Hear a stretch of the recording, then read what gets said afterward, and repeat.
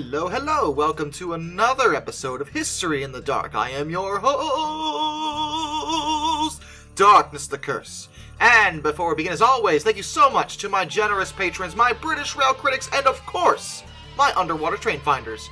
You were the reason why this content remains just gone. It's not even here. It doesn't exist anymore. This is a figment of your imagination, and today we are going to discuss extinction. Not that kind of extinction. We did it on Prehistory in the Dark, which I really have to start making more content for, but I have a little bit of a lack of time lately. I'm sorry. And, no, we're talking about locomotives that are extinct. Types of locomotives that were scrapped, and all of them were scrapped. Every single last one was destroyed. And it's sad, but this has actually been one of the most requested things for me to do. So I figured, okay, I guess you want me to make you cry. These are 5 locomotives that are extinct. The New York Central Hudson. These locomotives were 464 Hudson types, although some places actually refer to them as Baltic types. New York Central, it was Hudson, after the Hudson River. And they were one of the most famous locomotives in the United States. They were built in 3 different series from 1927 to 1938 by ALCO and Lima. They're probably most famous for their distinctive streamlining, although many were used without that. A total of 275 were produced, and they were separated by their series, J1, J2, and J3.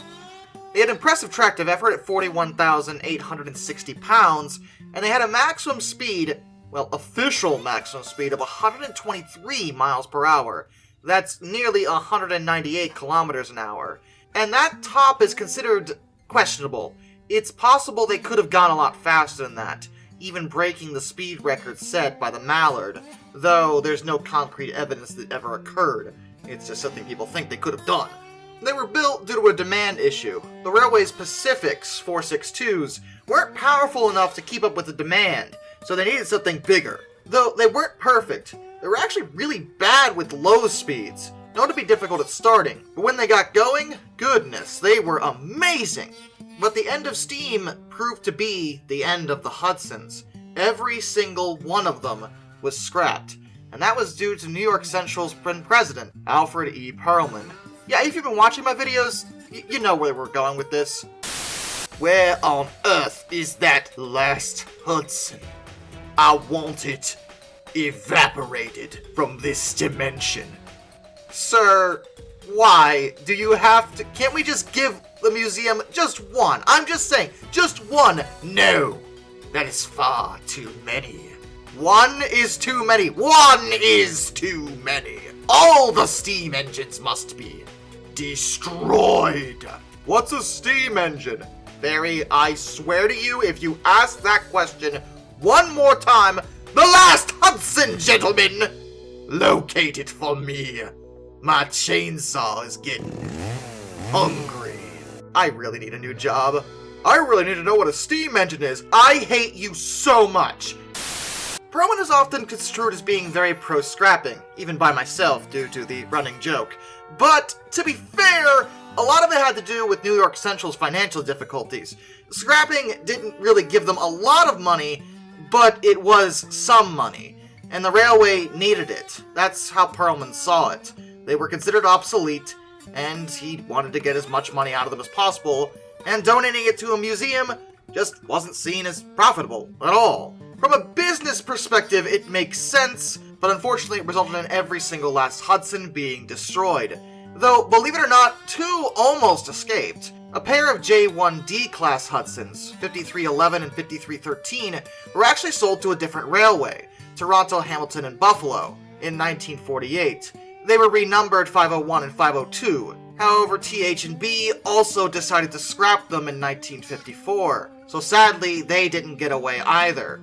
However, they did keep around one remnant of the Hudsons. 502's tender was retained and converted to a steam generator car for use on their passenger trains. That generator car is still around, and it's located at the Steamtown National Historic Site in Scranton, Pennsylvania. So while the Hudsons themselves are all gone, one tender is a sole survivor of what are arguably one of the most famous types of locomotives ever to run in North America. The Louisville and Nashville Class M1.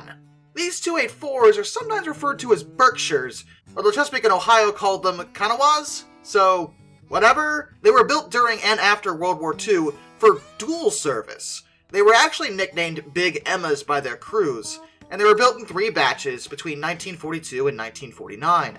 These ones were built by Baldwin at first, and then eventually Lima. 42 were produced, and they proved themselves to be exceptional at pretty much any job they were given. Their tractive effort was 65,290 pounds. Very impressive for a locomotive with just a single set of driving wheels. The Big Emmas were put on pretty much everything.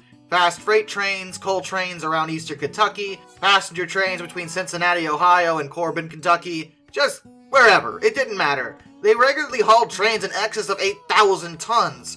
And they were well liked by their crews, but since they're on this list, you know now that every single one of them wound up being destroyed.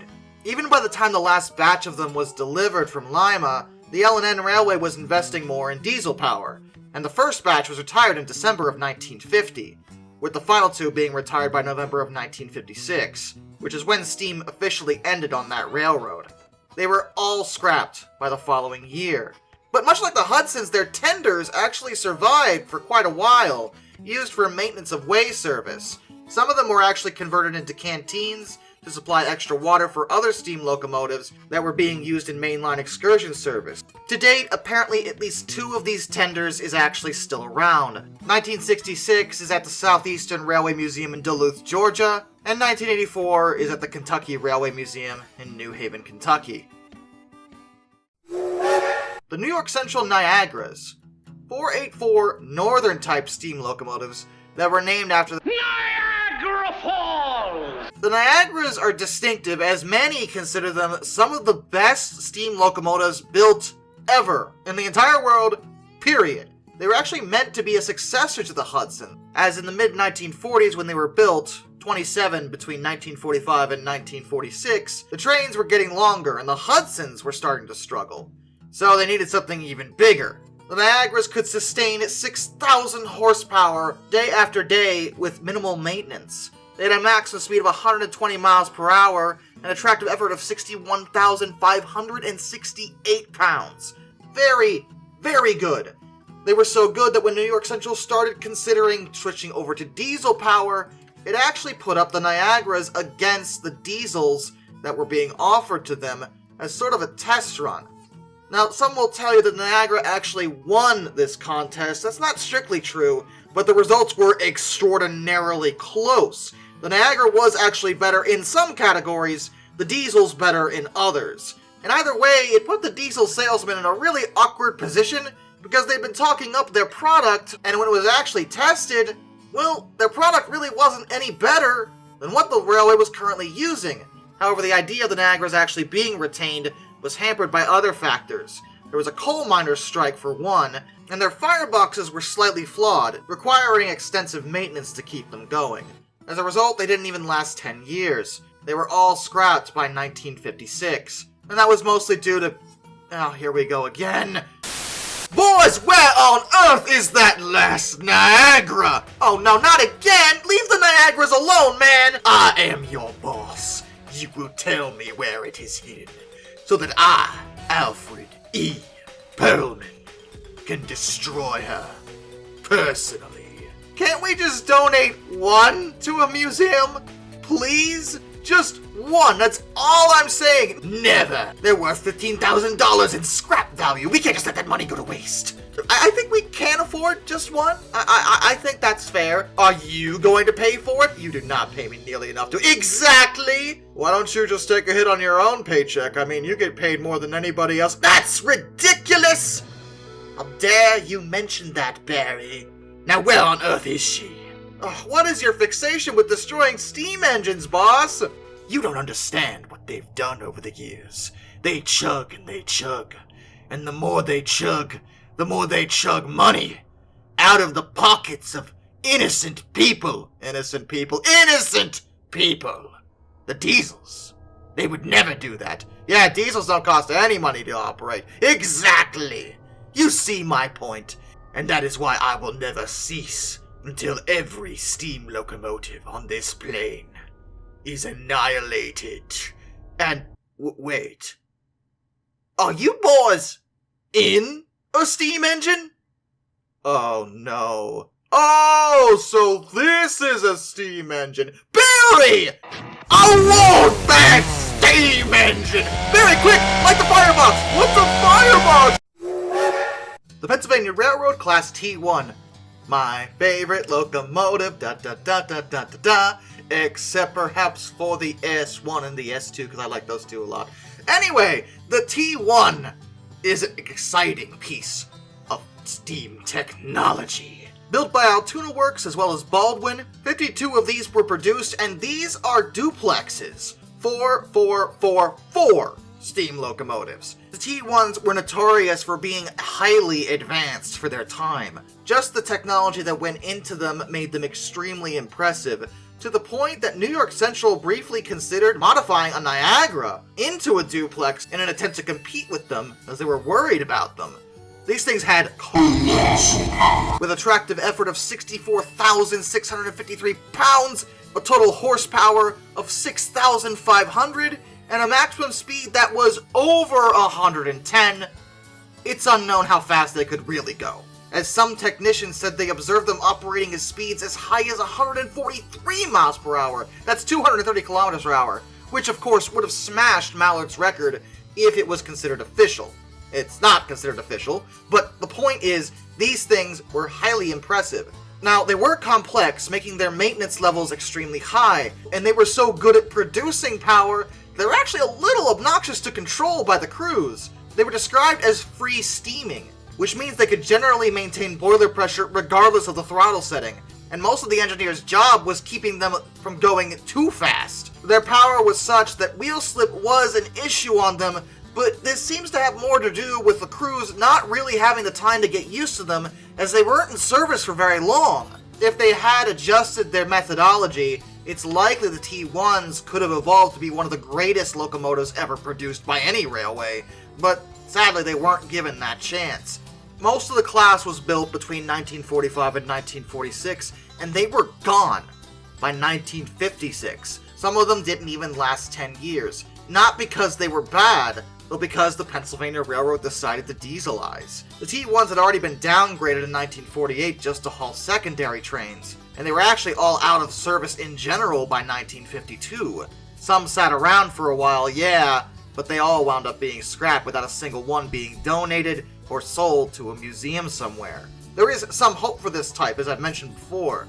A non-profit group known as the T1 Trust has begun constructing an all-new, fully operational T1 using the original plants, and slight performance improvements, not that they apparently needed them. The new locomotive is going to be numbered 5550, and they're hoping to finish it by the year 2030. They're hoping to use her for mainline excursion service, and worst case scenario, she can actually be in a museum. Though she won't be original, of course, well, it's still a T1, and it'll be nice to have one back on the lines again after so long. Like I said, they just never had a chance to shine. But perhaps, within another decade, we might actually be able to see one. The British Rail Standard Class 6. Ugh. You know, I can't even get mad, because the last few top 5s I've done, people have been like, yeah, but where's British Rail? I didn't realize you guys enjoyed my suffering that much. Well, here they are. Again, hello. Say hi to everybody. Get out of here!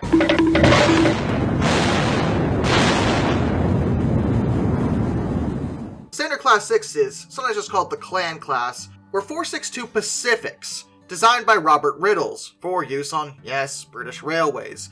Built between December of 1951 and March of 1952, only 10 were actually made.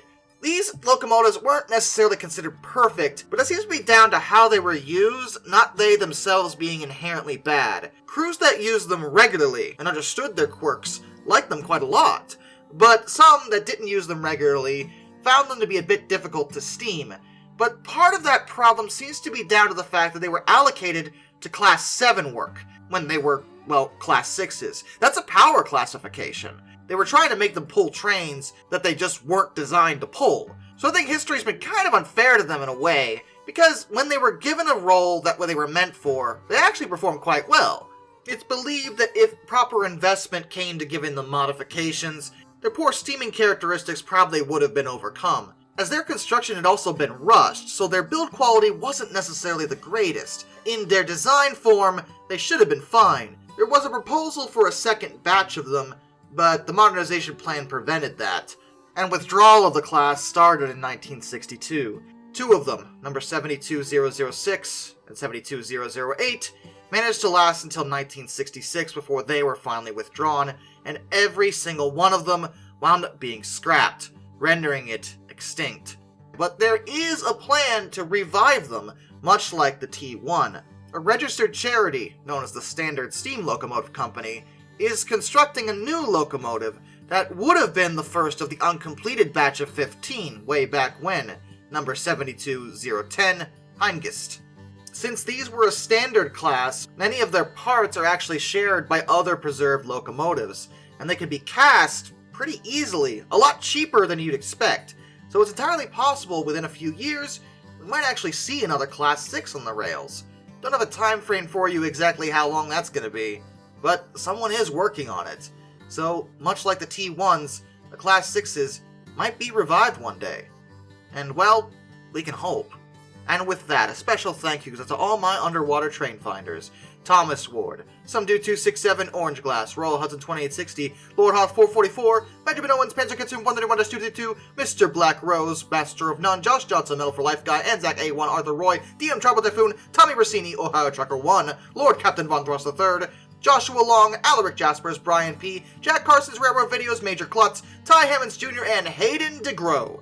Till next time, this is Darkness, and I bid you all a fond farewell.